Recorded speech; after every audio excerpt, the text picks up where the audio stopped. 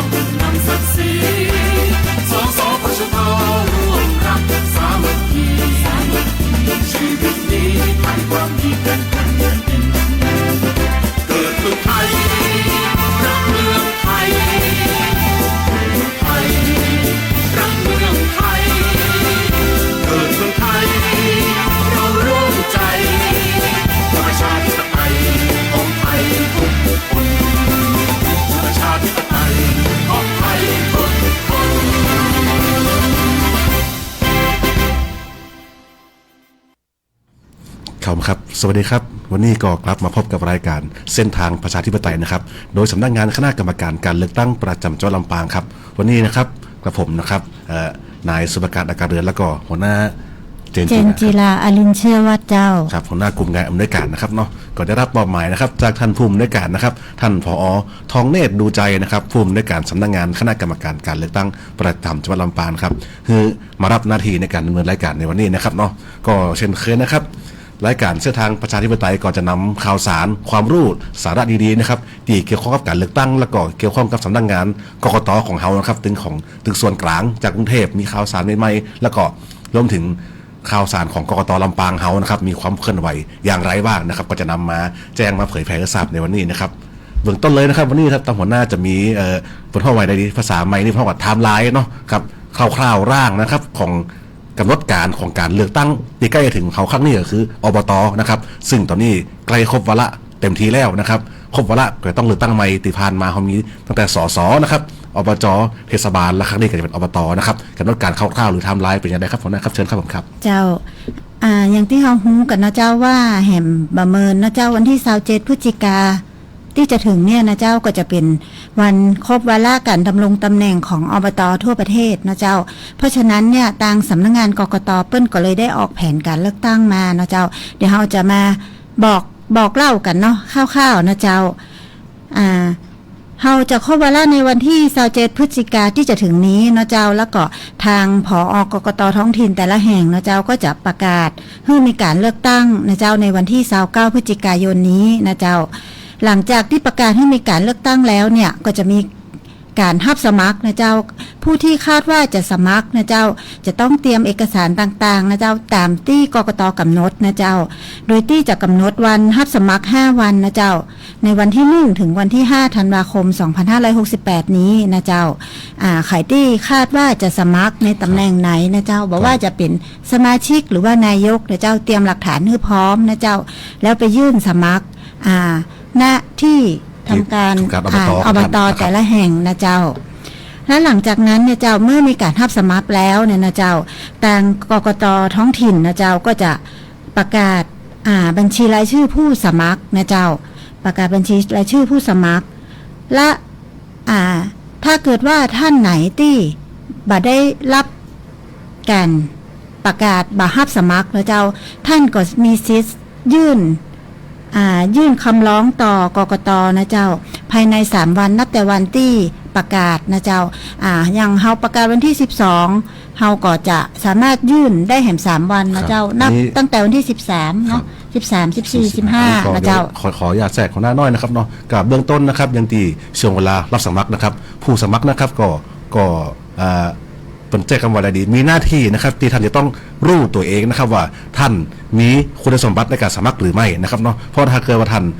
เป็นห้องว่าเป็นห้องว่ามีลักษณะต้องห้ามเนี่ยแล้วมาสมัครเนี่ยมีความผิดได้นะครับรบกวนท่านก็อาจจะตรวจสอบเพราะว่าความรู้นี่ก็เสิร์ชหาได้ในอินเทอร์เน็ตว่ามีเรียกว่าลักษณะต้องห้ามอย่างใดมีอยู่ในพรบหรือตั้งท้องถิ่นสามารถเปิดดูได้พี่นาตัวเก่าหุ้นรอบคอบนะครับว่ามีสิทธิสมัครกอยังไงนะครับแล้วก็จะเป็นดังตีหัวหน้าว่าถ้าเกิดว่าสมัครไปแล้วปุ๊บแล้วก็ตั้งเจ้าหน้าที่เปิ่นอีกดีกว่าเนาะเปิ่นมาแจ้งว่าเขามีสิทธิสมัครนะท่านก็อุทธรณ์ได้3วันในดีวากีนะครับเนาะเจ้าแล้วก็กำหนดไว้เนาะเจ้าว่าเราจะเลือกตั้งกันในวันอาทิตย์ที่11มกราคม2569นะเจ้าอันนี้จะเป็นวันเลือกตั้งนะเจ้าสำหรับ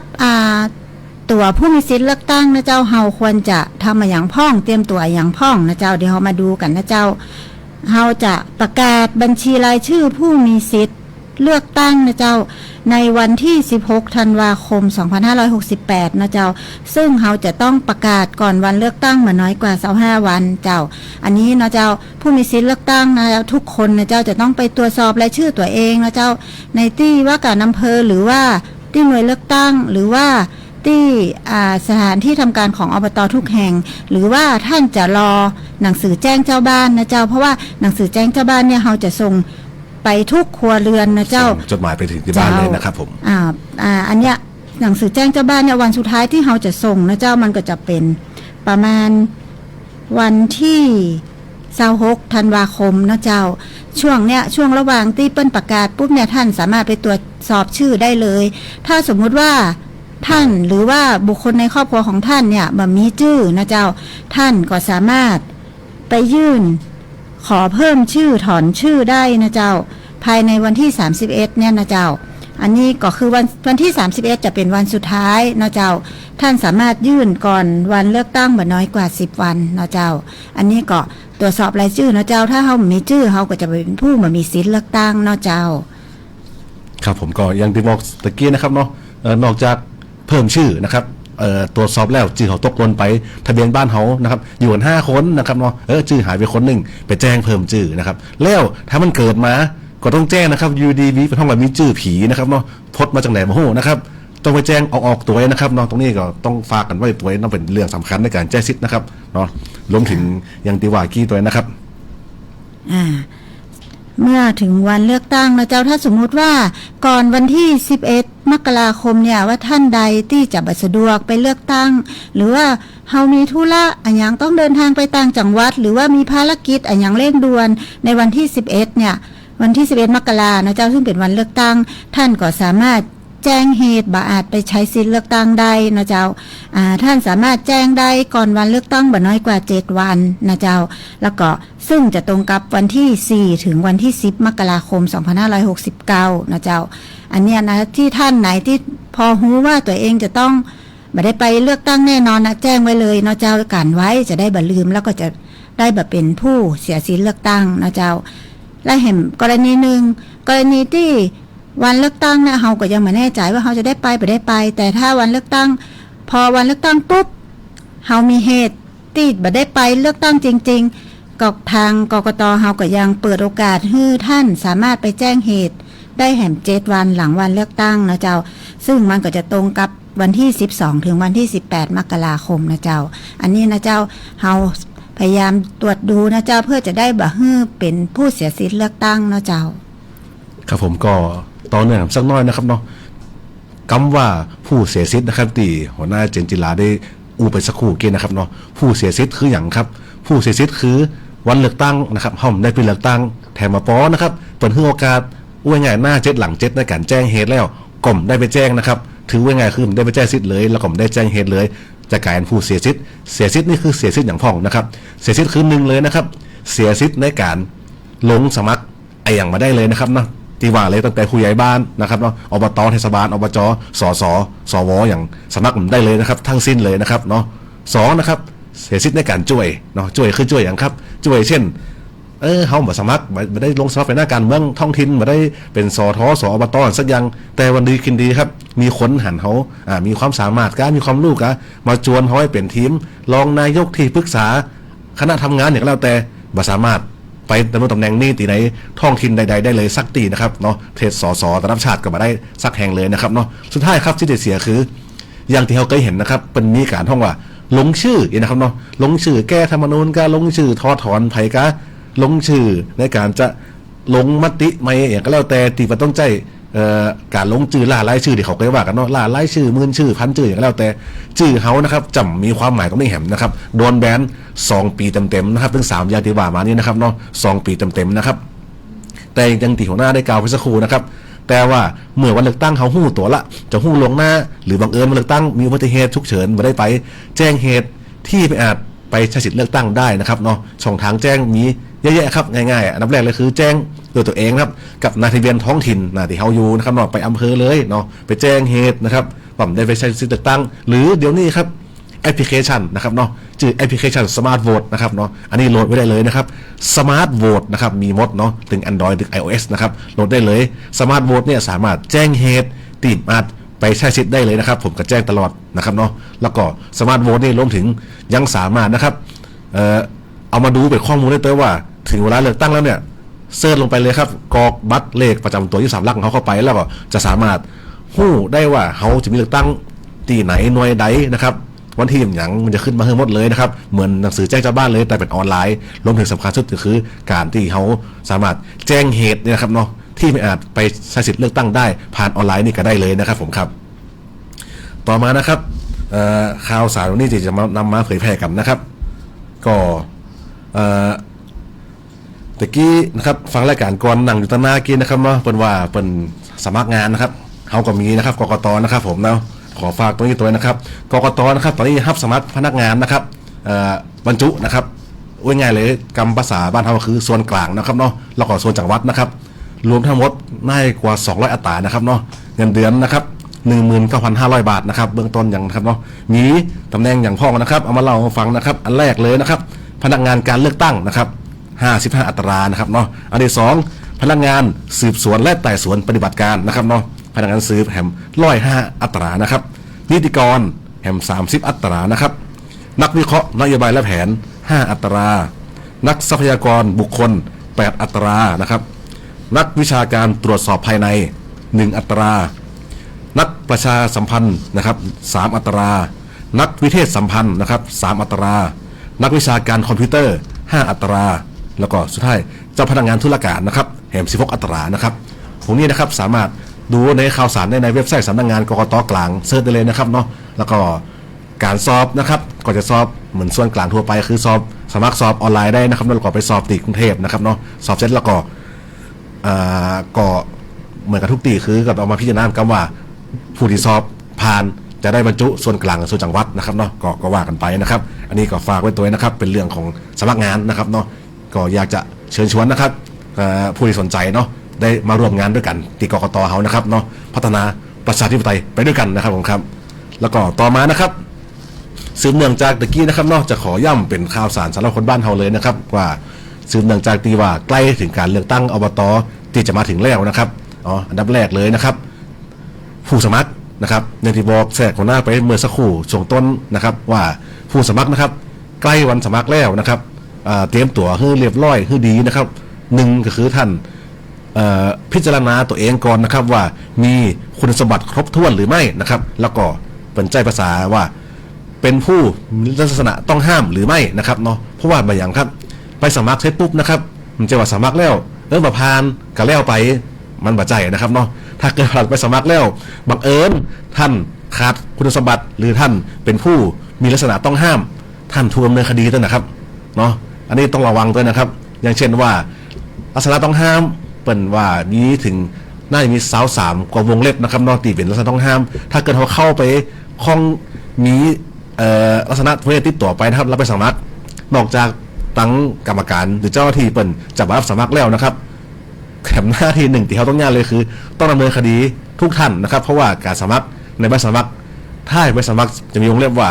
ขอรับรองว่าเป็นความจริงทุกประการนะครับเพื่อท่านยื่นเอกสารราชการให้กับหน่วยงานรัฐแล้วนะครับข้อมูลเป็นเท็จท่านมีความผิดนะครับเนาะนี่ก็ระวังตัวนะครับผู้สมัครทุกท่านนะครับ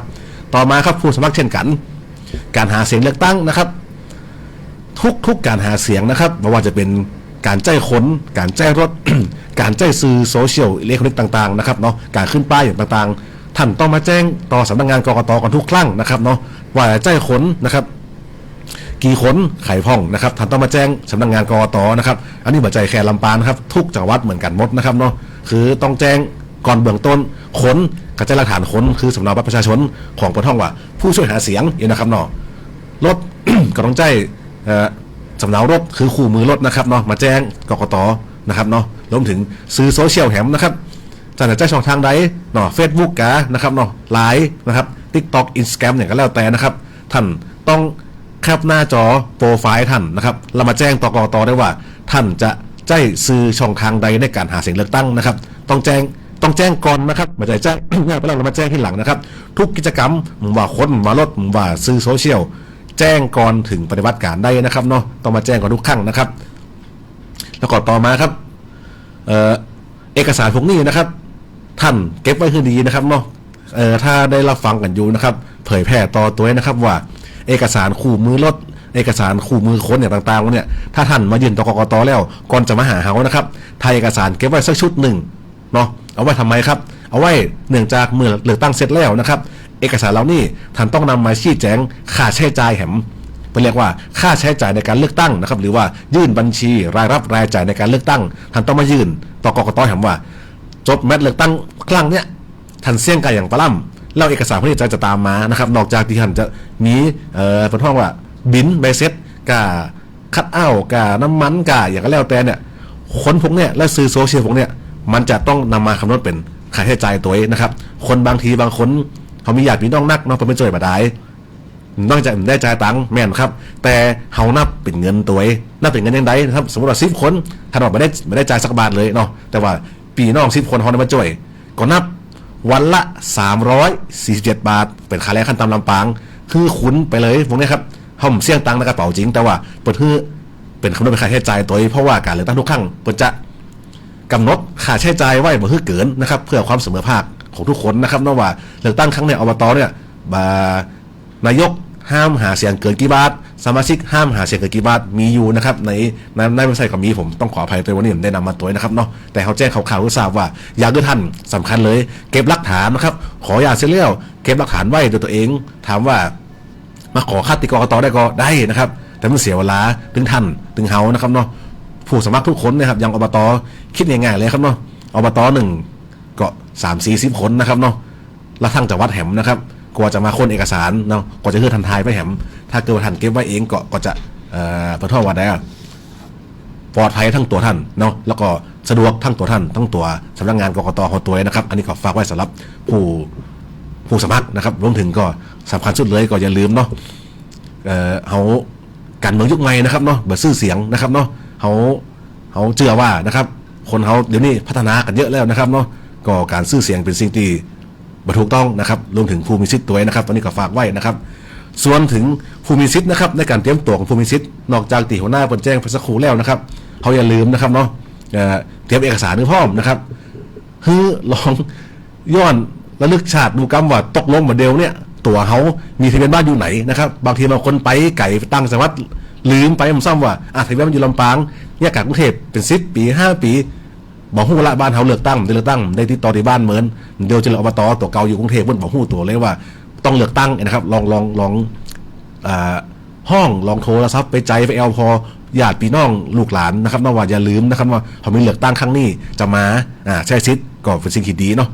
เป็นการสนับสนุนระบบประชาธิปไตยแต่ว่าถ้าได้มาก็ยินดีบอกครับแจ้งเหตุติ่มอาจไปใช้สิทธิ์ คนรุ่นใหม่สมัยนี้ก็แจ้งเหตุผ่านโทรศัพท์มือถือก็ได้แล้วผ่านแอปพลิเคชันสมาร์ทโหวตตะกี้นะครับผมรวมถึงนะครับผู้ที่จะไปใช้สิทธิ์ก็อย่าลืมเนาะเอกสารแสดงตนคืออย่างครับเอกสารแสดงตนคือบัตรประจำตัวประชาชนมีทุกคนแน่นอนนะครับบัตรประชาชนหมดอายุใจได้นะครับบัตรประชาชนหมดอายุสามารถใช้ได้นะครับแต่รวมถึงแล้วมันต้องห่วงครับวันนั่นวันเลือกตั้งส่วนใหญ่บัตรส่วนใหญ่วันเลือกตั้งครับปกติแล้วกกตเขาจะขอความร่วมมือจากมหาไทยนะครับปกติแล้ววันเลือกตั้งมหาไทยอำเภอหรือเทศบาลเนี่ยเปิดนะครับทุกครั้งที่มีการเลือกตั้งเลยเผื่อเขาสมมติบัตรหายบัตรมีแต่ไปทำไม่ได้เลยวันนั้นแต่อย่างที่บอกนะครับบัตรประชาชนอายุก็ใจได้เป็นอย่างนะครับแต่นะครับท่านไหนที่บัตรหายหรือมีวันนั้นนะครับบัตรอื่นก็ใจได้นะครับเนาะไปขับขี่ไอ้อย่างกระตามตีลัดออกขึ้นนะครับเนาะประกอบโดยองค์ประกอบ3อย่างคือ1มีรูป2มีเลข13หลักแล้วก็3ออกโดยลัดเนี่ยใจได้หมดเลยนะครับแต่ต้องห้ามหมดอายุนะครับเนาะบัตรหมดอายุใจได้อย่างเดียวคือบัตรประชาชนนะครับผมต่อมาครับวันเลือกตั้งนะครับเนาะนอกจากเขาจะไปใช้สิทธิ์แล้วก็อย่าลืมนะครับนอกจากการสอดส่องดูแลนะครับว่ามีการทำทุจริตหรือไม่นะครับสามารถแจ้งได้นะครับเนาะรวมถึงจากไปพจะไปตรวจสอบเนาะว่ากรรมการประจำหน่วยนะครับทำงานถูกต้องตามหน้าที่ก็ไปดูได้นะครับรวมถึงแม่แรงอย่าลืมไปตรวจสอบกันในการนับคะแนนตัวนะครับว่านับคะแนนถูกต้องได้พ่องเพราะว่าจะอู้ต่อคือมีแอปพลิเคชันอันหนึ่งนะครับเป็นเอาไว้ในการแจ้งเหตุเลยนะครับบ่ต้องไปโรงพักนะครับชื่อแอปพลิเคชันตาสับปะรดนะครับเขาพบเห็นการสมมติว่าเห็นการกระทำผิดในถ่ายคลิปวิดีโอไว้ถ่ายรูปได้อัดเสียงได้ก็แล้วแต่อัพโหลดลงไปในแอปพลิเคชันนี้ได้เลยนะครับเป็นการล่องต่อกกตโดยตรงเลยนะครับผมครับอันนี้ก็เป็นข่าวสารที่เขามาฝากเกี่ยวกับเรื่องการเลือกตั้งนะครับรวมถึงข่าวสารสมัครงานตัวตีอู้ผึ่งวันนี้นะครับก็สุดท้ายก่อนจะจากกันวันนี้ก็จะขอฝากไว้เกี่ยวกับเรื่องของการขอรับการสนับสนุนกิจกรรมต่างๆของกกตเฮานะครับไม่ว่าจะเป็นเรื่องของวิทยากรในหลักสูตรประชาธิปไตยหรือพลเมืองคุณภาพนะครับรวมถึงการขอใจเครื่องลงคะแนนเสียงนะครับเป็นเครื่องลงคะแนนเสียงแบบกดปุ่มเนาะเอาไปให้ลองใจกันดูนะครับเราตอนนี้ก็ใจกันหลายตีโรงเรียนนะครับเปิ้นเลือกตั้งประธานนักเรียนสภานักเรียนก็ขอไปใจนะครับก็ขอรับการสนับสนุนได้ที่สำนักงานกกตลำปางเลยครับเพราะว่าเป็นนโยบายของท่านผอ.ครับท่านทองเนตรดูใจนะครับผอ.กกตลำปางเฮาที่เปิ้นเน้นย้ำเลยว่าการขอรับการสนับสนุนนี่เฮายินดีเข้าไปเป็นทั้งวิทยากรนะครับเนาะเป็นทั้งผู้อบรมเพื่อได้รวมถึงขอรับใจเครื่องลงคะแนนเสียงอิเล็กทรอนิกส์นี่ก็ยินดีคือบริการโดยมีค่าใช้จ่ายนะครับผมครับก็แจ้งเข้ามาได้เลยนะครับผมก็ครับวันนี้ก็ถึงเวลาพอสมควรแล้วนะครับเนาะครับวันนี้ก็ผมครับนายสุภการอักเลือนแล้วก็หัวหน้าเจนจิลาอลินเชื่อวัดนะเจ้าหัวหน้ากลุ่มงานอำนวยการนะครับวันนี้นะครับในฐานะตัวแทนของสำนักงานคณะกรรมการการเลือกตั้งนะครับผมก็ต้องขอกราบขอบคุณทั้งสวทลำปางนะครับที่ให้พื้นที่ตรงนี้นะครับในการบอกเล่าข่าวสารสู่พี่น้องจังหวัดลำปางเขาวันนี้ก็ต้องขอกราบขอบคุณครับแล้วก็สวัสดีครับสวัสดีเจ้า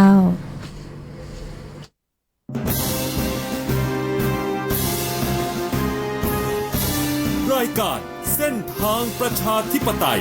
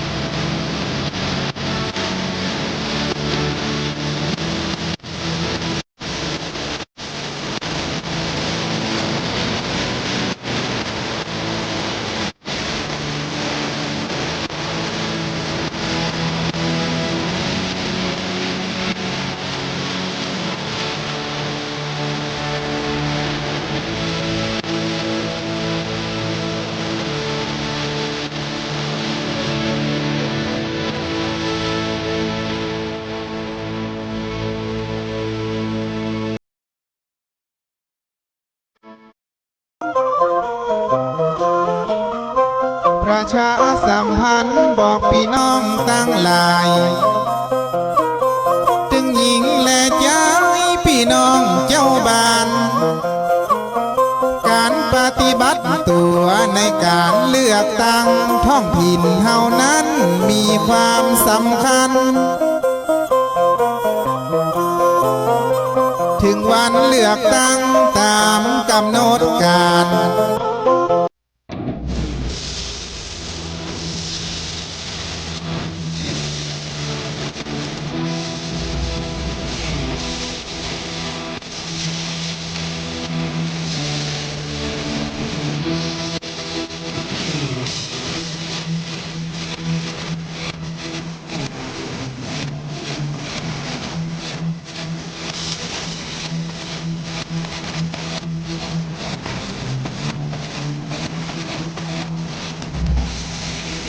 ให้เธอเป็นผู้สมัครเบอร์รักแรกที่หันไปเป็นเขาหัวใจยังแดงให้เธอบอกนโยบายมาให้